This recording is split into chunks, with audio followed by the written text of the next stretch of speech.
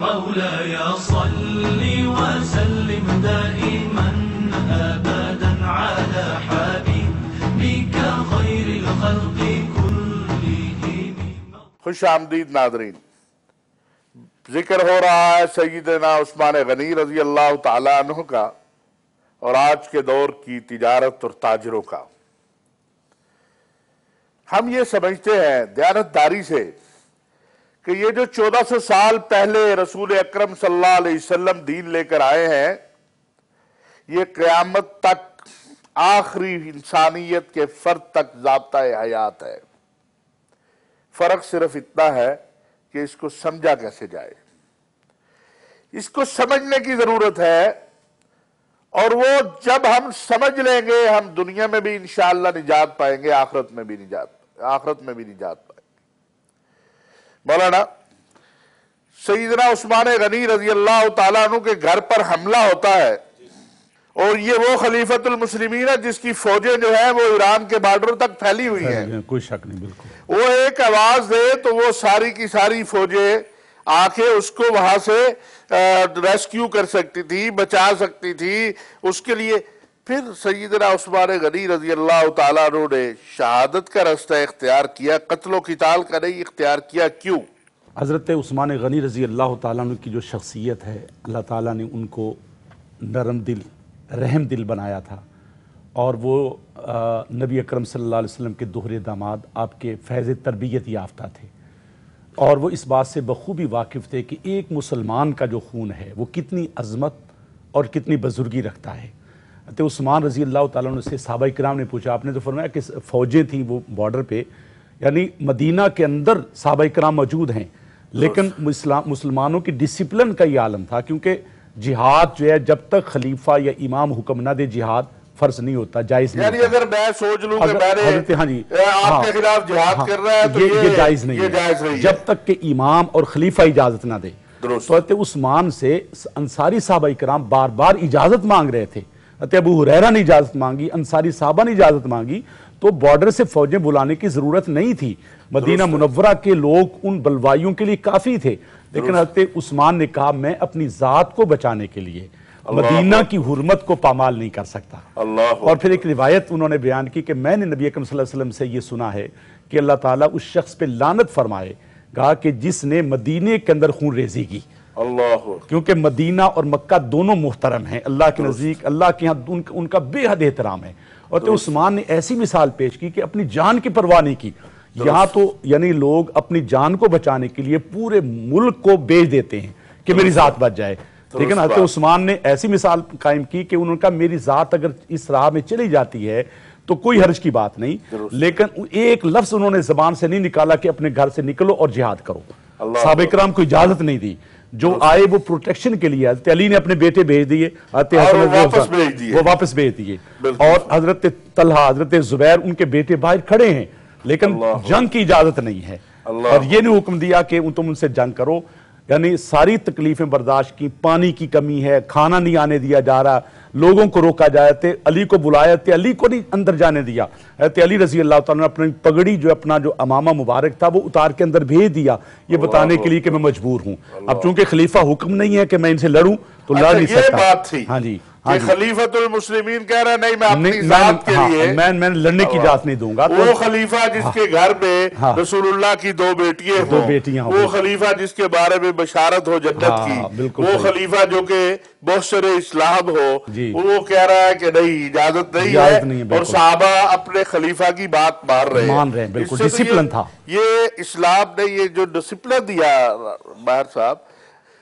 تو آپ نے جو سیدنا عثمان غنی رضی اللہ تعالیٰ عنہ کو تاریخ کے اوراق سے پڑھا بطور ایک بزنس مین، بطور ایک تاجر کے، آپ ان کی ریفارمز کو کیسا دیکھتے ہیں؟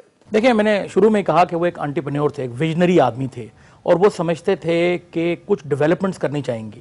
ان کے زمانے میں جتنی ڈیولپمنٹس ہوئیں، اور اگر آپ دیکھیں ایگریکلچر ریفارمز، ان کی جو حکومت تھی وہ مصر سے لے کر ساؤتھ ایشیا جو کہ اب پاکستان ہے اور انڈیا ہے، یہاں تک ان کی حکومت تھی، بلوچستان تک پہنچ گئی، ٹھیک ہے۔ اور انہوں نے اس زمانے کے اندر کنالز بنوائیں، نہروں کا سسٹم بنوایا، کنویں بنوائے، تاکہ ایگریکلچر جو ہے وہ فروغ پائے۔ اور اگر آج بھی آپ دیکھ لیں، ہم بڑی بڑی معیشتوں کو دیکھتے ہیں جیسے کہ چین ہے اور ہندوستان ہے، تو وہاں جو سب سے بڑی اکانومی کا حصہ ہے وہ ایگریکلچر ہے، اور ایگریکلچر کا آگے بائی پروڈکٹ پر دوسری چیزیں ہوتی ہیں جو آپ کو پھر ایک آپ کی اکانومی کو آگے لے کے چلتی ہیں اور طول دیتی ہیں. تو میرا خیال ہے کہ ہمیں ان کے فٹ سٹیپس کو فالو کرنا چاہیے، اور انہوں نے میرا خیال ہے ایک حکومت کرنے کا بھی نظام دے دیا اور کاروبار کا بھی نظام دے دیا، اور آئی تھنک وہ آج کے زمانے کے اوپر بھی لاگو ہو سکتا ہے اور اپلیکیبل ہے. وہ اتنا ماڈرن تھا کہ اگر ہم چاہیں تو ہم اس کو فالو کر کر ایک بہت اچھی اسٹرانگ اکانومی بن سکتے ہیں، ایک نیشن بن سکتے ہیں، ایک سوسائٹی بن سکتے ہیں. مولانا آج کیا وجہ ہے ہمارے اندر ایک تلخی ہے؟ ایک طرف تو ہم یہ کردار دیکھ رہے ہیں کہ خلیفۃ المسلمین ہے، وہ کہہ رہا ہے نہیں بھائی، اور آج ہم ہیں کہ ہم گفتگو کے دوران ہی اتنے تلخ ہو جاتے ہیں، ہم کسی دوسرے کی بات کو تسلیم کرنے کو تیار نہیں ہوتے ہیں. اس کی کیا وجہ ہے؟ اس کی علامہ صاحب بہت ساری وجوہ ہیں. میں سمجھتا ہوں کہ سب سے بڑی وجہ جو ہے وہ اسلام سے، دین سے ناواقفیت ہے، تعلیم و تربیت کی کمی ہے. ہمارے جو تعلیمی ادارے ہیں، ہمیں پھر ایک دفعہ لیکن یہ تو علماء میں بھی یہ تلخ رویہ اور شدت کا رویہ دیکھنے میں وہاں بھی تو وہ تعلیمی اداروں کی بات ہے نا، کہ وہاں بھی جو چیز پڑھائی جا رہی ہے، جو نصاب تعلیم جو ان کو دیا جا رہا ہے، وہاں بھی یہ چیز نہیں سکھائی جا رہی کہ ڈسپلن کی پابندی، بزرگوں کا احترام، ٹھیک ہے نا، اسلام کا ایثار، قربانی. اب عید قربان گزری ہے تو قربانی صرف ایک جانور کو ذبح کرنے کا نام نہیں ہے، قربانی اپنے نفس کو ذبح کرنے کا نام ہے، اپنے آپ کو یعنی دوسروں کے لیے ایثار کے لیے تیار کرنا کہ میری ذات کی وجہ سے کسی کو تکلیف نہ پہنچے. ٹھیک ہے نا. حضرت عثمان نے اپنی ذات کی وجہ سے امت کو فساد سے بچایا. اور یہ اتنا بڑا حضرت عثمان رضی اللہ تعالیٰ کی اتنا بڑا عمل ہے کہ پوری انسانی تاریخ میں ایسا کوئی ایسے ہمیں حکمران نہیں ملتا کہ جس نے اپنی ذات کو بچانے کے لیے اس طرح کا اقدام کیا کہ پوری امت کو کہہ دیا کسی نے ہاتھ نہیں اٹھانا. ٹھیک ہے نا. مدینہ طیبہ کے سارے انصاری، سارے صحابہ اکرام منتظر ہیں کہ خلیفہ میں حکم دے. وہ ایک روایت بھی بیان ہوتی ہے کہ رسول اللہ صلی اللہ علیہ وسلم خواب میں آئے تو فرمایا کہ اگر ان سے لڑو گے تو فتح پاؤ گے.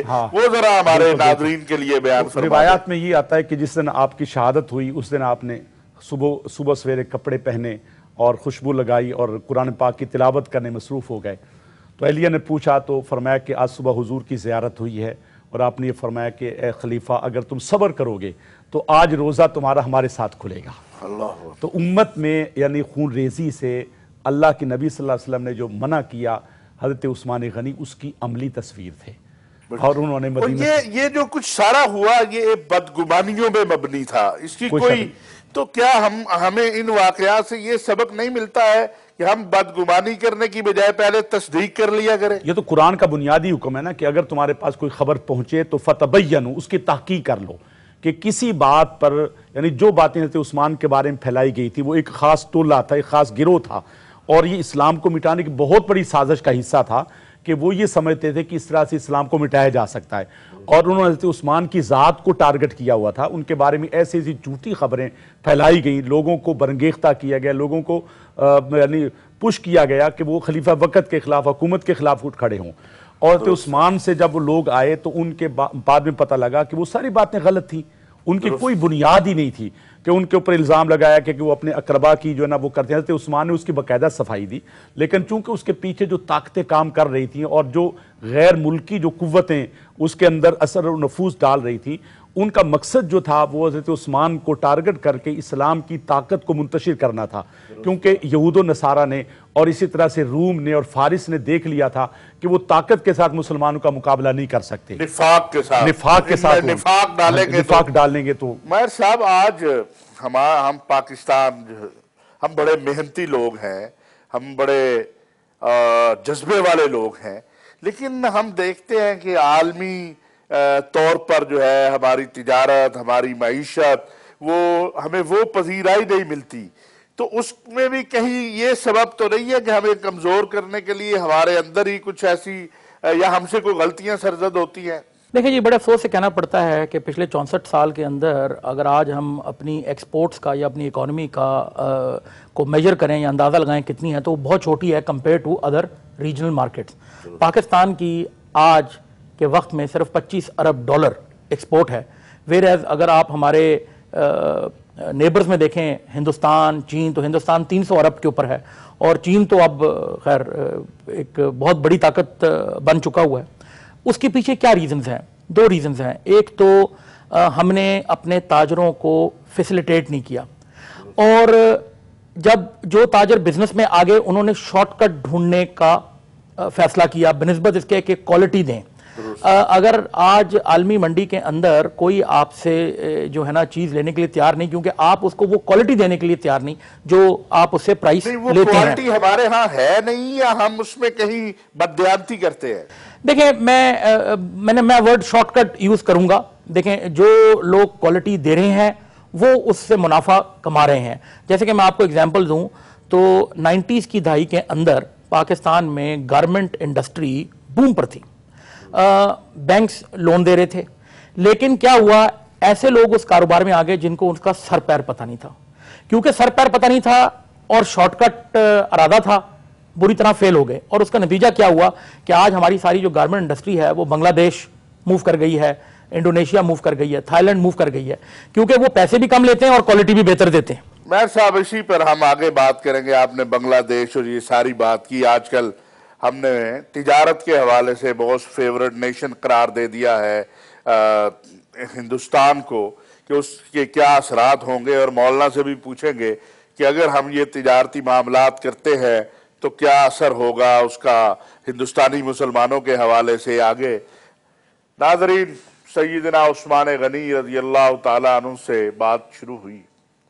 ایک سچا تاجر، ایک امانتدار تاجر، خلیفۃ المسلمین، جس کے اسلام پر اور مسلمانوں پر احسان ہی احسان ہے. کہیں وہ کنواں خرید کر دیتا ہے، کہیں وہ غلہ تقسیم کرتا ہے، کہیں وہ مسکینوں کو بھوکوں کو کھانا کھلاتا ہے، کہیں اس کے مال سے اسلحہ خرید کے جہاد کیا جاتا ہے، کہیں اس کے مال سے اونٹ خرید کر ان پر مجاہدین صحابہ جاتے ہیں. لیکن ذرا سوچئے گا کہ اتنا بڑا انسان جس دنیا سے بے بنیاد غلط فہمیوں اور پراپوگنڈے کے سبب شہادت قبول کرتا ہے، کیا آج ہم جو بغیر سوچے سمجھے گفتگو کرتے ہیں، بغیر غور و فکر کے بات کہہ دیتے ہیں، اسے پھیلا دیتے ہیں، اس کی جو اثرات ہوتے ہیں کبھی ہم نے اس پر بھی غور کیا؟ میں آپ سے گزارش ضرور کروں گا، خدا را سیدنا عثمان غنی رضی اللہ تعالیٰ عنہ کی تاریخ کو پڑھیے اور پھر سوچئے گا کہ ہم کیا کر رہے ہیں، ہم کس طرف جا رہے ہیں. ابھی ہم لیتے ہیں ایک وقفہ، اور وقفے کے بعد ہم جو گفتگو ہو رہی تھی اسی کو آگے بڑھائیں گے. مولاي صل وسلم دائما أبدا على حبيبك